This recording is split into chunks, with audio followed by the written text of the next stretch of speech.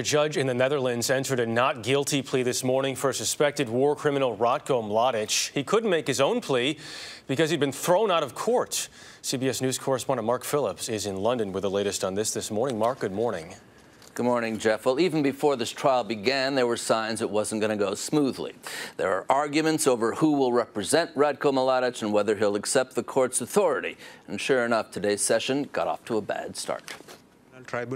As the judges filed in this morning, Ratko Mladic showed that he may be an old man on trial for war crimes, but he still takes orders from no one. First gesturing to his supporters in the gallery, something he was told not to do. Then insisting he was cold and needed to wear his cap, an act of defiance the judges wouldn't stand for.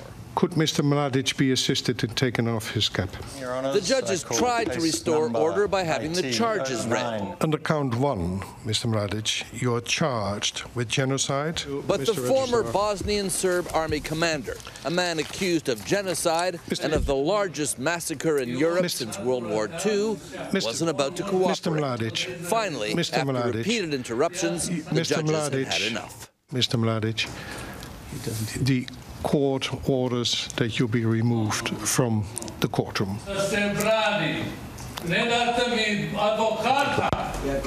In Sarajevo, meanwhile, residents of the city Mladic had bombarded and held under siege for almost 4 years are putting up pictures of his victims, trying to keep the focus, they say, on them.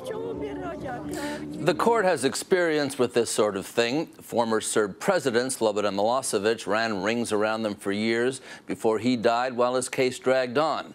In throwing Mladic out of court, the judges seem to want to establish their control over this trial before he does. Jeff? Mark Phillips in London this morning. Mark, thanks.